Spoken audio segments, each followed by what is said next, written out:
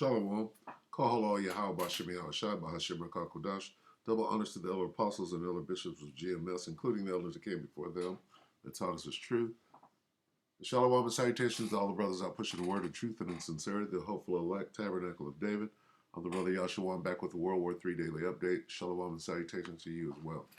All right, so Monday we're going to try to keep it short. We're going to play a little game of connect the dots, okay? Starting with Jeremiah 49 and 20. Salakia, yeah, 49 and 20. First, let's read this heading right here. All right, the judgment of who? The judgment on Edom. Edom means red, okay? Now, this is referring to the Edomites, all right?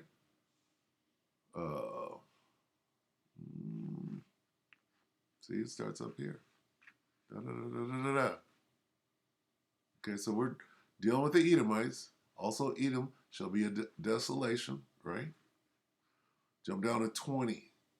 Jeremiah 49, 20. Therefore, hear the counsel of the Lord, that he hath taken against Edom and his purposes that he hath purposed against the inhabitants of Teman, which was a city in Edom. Surely the least of the flock, all right, this is talking about flock of who? Flock of the Edomite. Who's the least of the flock? The smallest of the dukes, right? Amalek. That's all I'm going to say, because I'm speaking in code, all right? I'm going to let Stephen Banoon tell you in a minute. Surely the least of the flock shall draw them out. Surely he shall make their habitations desolate with them, okay? So the Most High is against Edom, right? And especially the least of the flock. And if I go to Psalm, I'm going to do it. Psalms 83. I'm going to show you the enemies of God.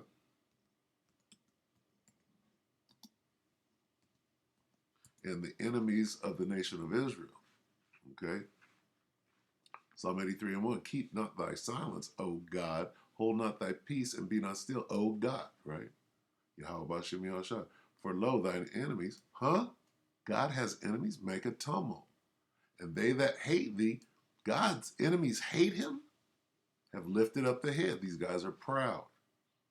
They have taken crafty counsel against thy people, Israel, and consulted against thy hidden ones. They have said, come and let us cut them off from being a nation, that the name of Israel, so whoever these enemies, the enemies of God, are the enemies of Israel as well. Negroes, Latinos, Native Americans, and similar may be no more in remembrance. So they're trying to cut us off, right?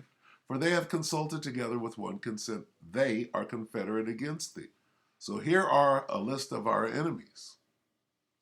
Who's at the very top? Edom. And then you go through all of these.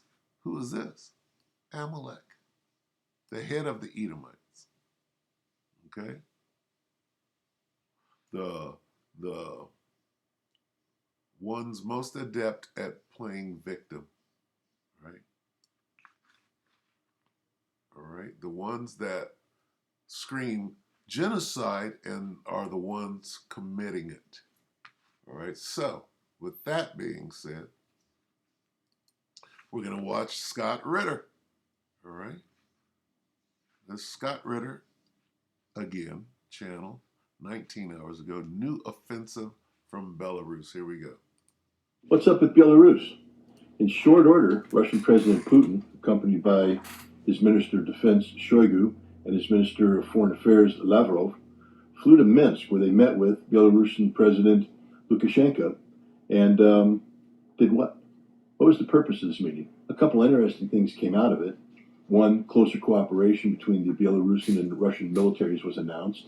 Two, it appears that Russia is converting some Belarusian aircraft to be capable of delivering Russian nuclear weapons, sort of mirror imaging off of the so-called NATO nuclear umbrella that uses American B-61 bombs that would be delivered by non-nuclear nations like Germany, Italy, the Netherlands, and others. But the real question is, are they getting ready, they being the Belarusians and the Russians, to launch an offensive against Kiev? My gut feeling says no. that this would be a departure from President Lukashenko's long-held position that the Belarusians would not get involved in the fighting in Ukraine unless Ukraine were to attack them or carry out some sort of operation in the Poles were to carry out some sort of operation in Ukraine that prompted Belarusian intervention. I think this is about solidifying a point of vulnerability, that is Belarus,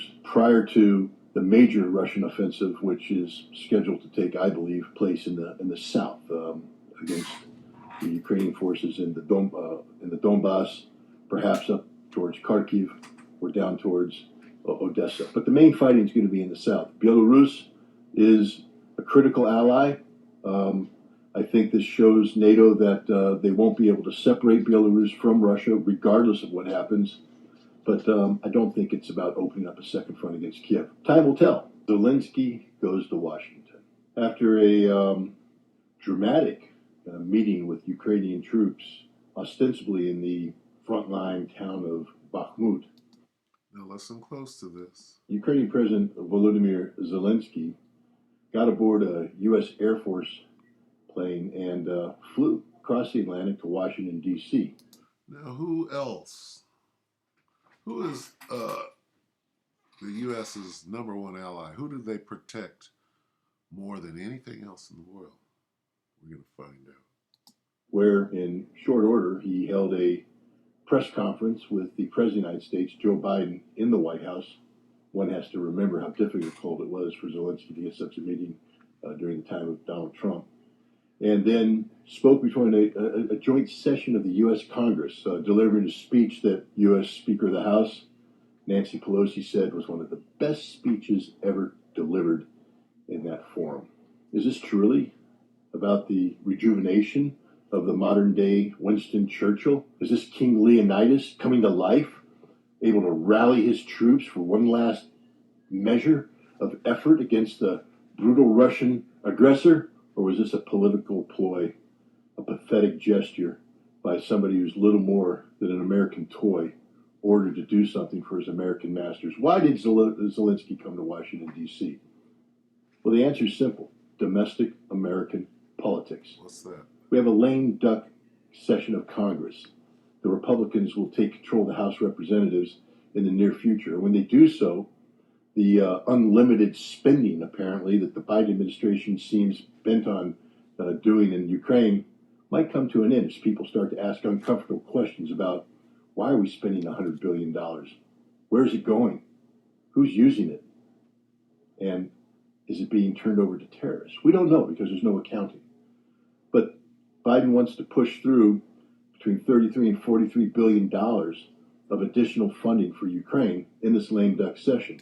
He said, is that money being given to terrorists? Listen. Come to an end as people start to ask uncomfortable questions about why are we spending $100 billion? Where is it going? Who's using it? And is it being turned over to terrorists? Is it being turned? The money, you hear what he just said? The money that the United States is giving, where is it going? Who's it? Is it being turned over to terrorists? Okay, let me ask you a question. What is going on in Palestine right now? What's happening to the Palestinians? Is that not a genocide? And I'm just asking just a straight up question. Right? I'm asking a question. Is that a genocide? The last people that should be taking land and exterminating a race should be the ones that said that it happened to them. All right? Now, let me back this up for a minute because I'm just dealing with the truth. Okay? Look at this. That's perfectly placed, ain't it? I can't see this thing right. What is that thing? Why are they? What are they? One last what is that thing? Measure of effort against the. Wait a minute. Let's get a better look at what's going on here. Churchill? Is this King Leonidas coming to? What's this thing? Look at that. what's the insignia? What? Oh, what is that? Let's get a better look. Let's see if we can see this. What's going on here? Okay, let's see. Bear with me. We're playing connect the dots here. Okay.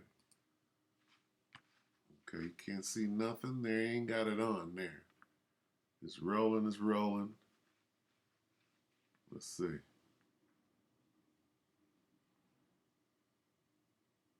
Who is this guy and what does he represent?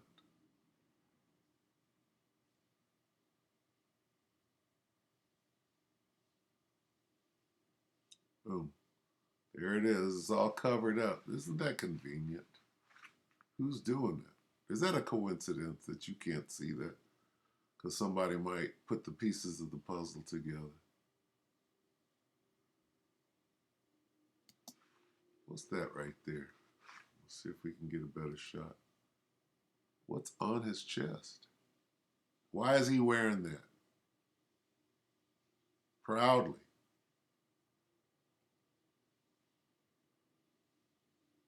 Here it is. They're hiding it. See that?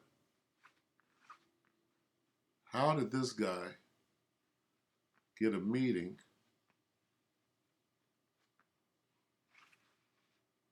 and be able to speak? What is that? Look at it. Okay. What is that thing? Okay, so with that, let's go here. You can go to Stephen Banoon, this kook. All right. A little goofy way of doing it here there. Okay, so this is Israeli News Live. 18 hours ago, Pope Benedict died. Ukraine heats up, okay? But I just want to jump in because he doesn't say a lot about the Ukraine. But this is what he does say. Okay. We all know that the Pope was a snake. So let's make this big so we can see. All right, here we go. Listen to this guy. That would be a nice thing if that's the case. This is something too that popped up. I wanted to share with you here on Twitter. Actually, a lot of. What's this? Ain't that what Zelensky had? Look at the yellow and blue. What does this represent? Okay, there's a German helmet on a coffin, and there's a snake coming out. And what's on the back of the snake? And then it's right here on his cap as well, this same insignia. Okay, what does this mean? Okay, this says Radians Ka Ukraina, Ukraine, 15 March 1945. What does this mean? Okay, and what is this? That's a German Nazi helmet. So let's let him talk, and he's going to explain a little bit. And look at this snake. Look at this slithering snake with fangs. What does this symbolism mean? All right, go. Twitter things I want to share with you guys today. This is from 1945, March 15. It was an image there of after, I guess, because of the Holocaust. They're showing the Nazi helmet on top of the coffin. Coming out of the coffin, a serpent. Now, the odd thing is they show on the back of the serpent the very insignia that is being used by Ukraine. And if you look closely, though, too, and I'll see if I can blow this up to show it to you guys, it's even on the kippah that the serpent is wearing. So I'm assuming that they're trying to show you that this is a Jewish serpent trying to get revenge. There you go, right there. Can you see that there? Same sign is not only on the back, but on the kippah that the serpent is wearing. And then I can't help but think to myself, Okay, now he kind of goes into his own interpretation there, but he equated this thing with the people that call themselves the Jews. Okay? Think about that. Think about that. Okay? All the symbolism is there. So when you go back to Scott Ritter, he said, where's the money going? Okay? Is it winding up in the hands of terrorists? Okay? Now, I ask this question again. Who supports Israel, the land of Israel as it is now? Who's their biggest supporter? Who sends billions of dollars a year over there? Who uses their military to protect those people? That would be the United States. Okay? The United Snakes. Okay? Now, who is the United Snakes sending money to right now? This guy, Benoon, who is a Jewish person, by the way, right?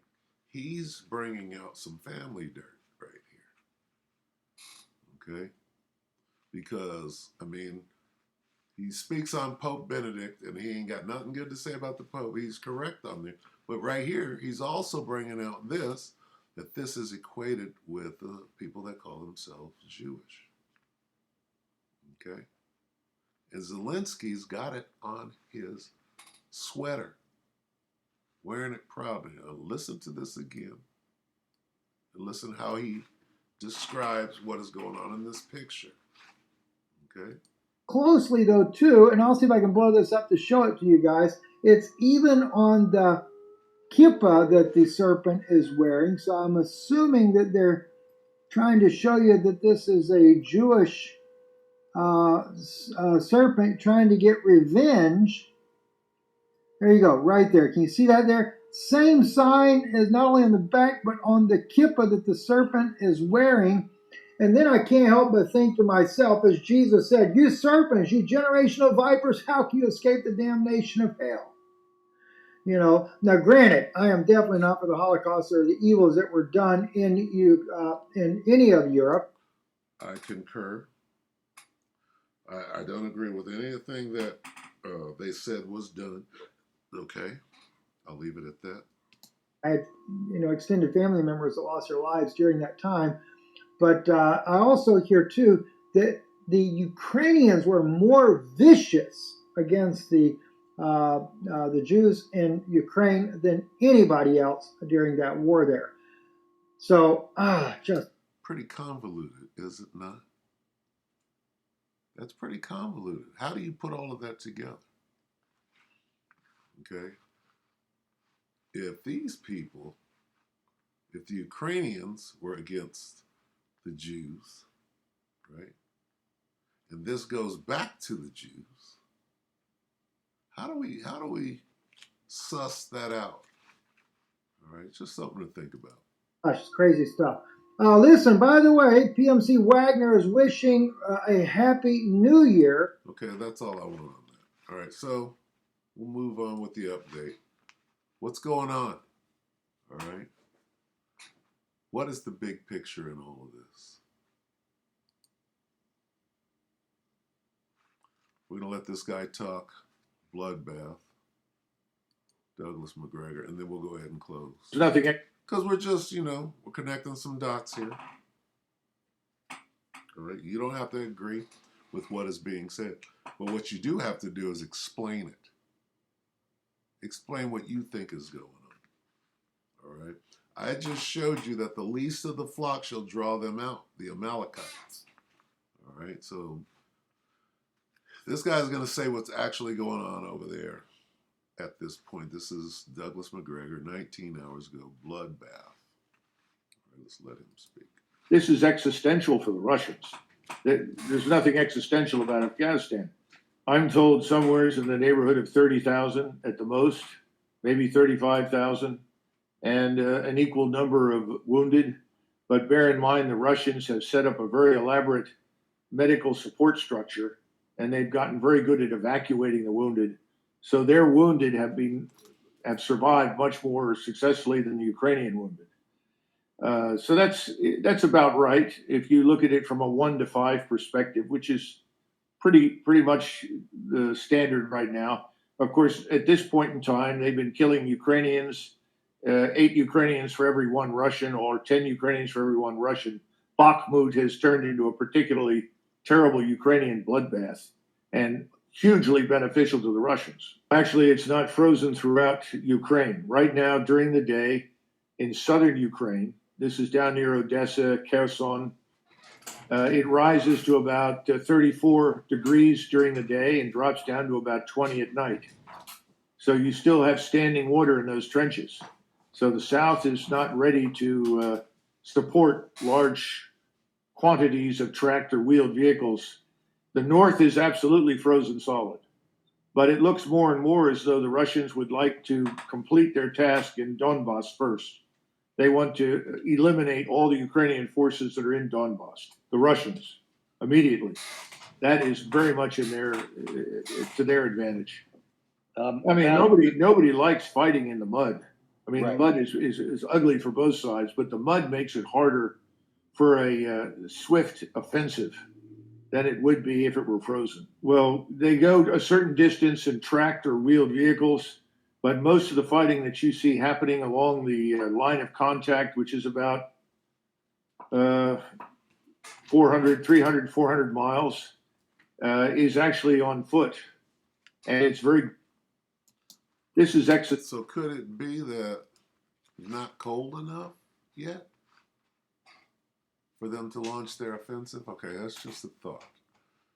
So we're going to get this, and then we're going to close. We're going to get Joel 3. Because when I started this update, I spoke on the Amalekites, right? Surely the least of the flock shall draw them out. Okay. The main battle in World War III in the Bible is named the Battle of Armageddon. Okay. And that's called the Middle East. All right. Joel 3 and 2. I, who I is the Most High God, will also gather all nations and bring them down in the valley of Jehoshaphat, or Yahweh Shaphat. Most High's name is Yahweh. Shaphat means judgment, and will plead with them there for my people and for my heritage, Israel, whom they have scattered among the nations and parted my land. It's the Most High's land. Whoever's over there right now parted his land. Who's over there fighting for the land right now? You got the so-called Palestinians, and then you got the people over there calling themselves Jewish, or the Israelis. See, God is mad about whoever's over there doing that, because those are not his people, right? And what are they doing in his land? So what did he say he's going to do? I will gather all nations. All right, let's go here. I will gather the armies of the world into the valley of Yehoshaphat, into the Middle East. Okay? What is in the Middle East? His land. Okay? Armageddon.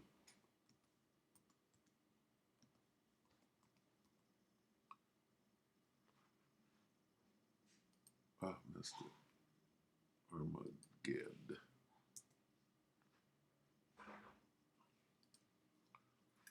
Okay?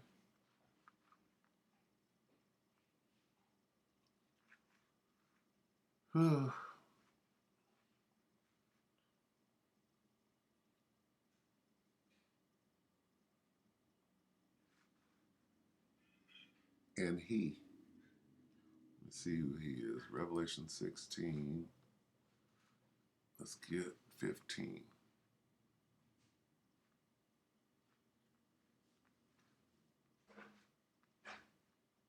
Behold, I, right? Behold, I come as a thief. Blessed is he that watcheth and keepeth his garments, lest he walk naked and they see his shame. I, right? And he gathered them together into a place in the Hebrew tongue called Armageddon. The battle of Armageddon. Okay? He what? Gathered them together. Who did that?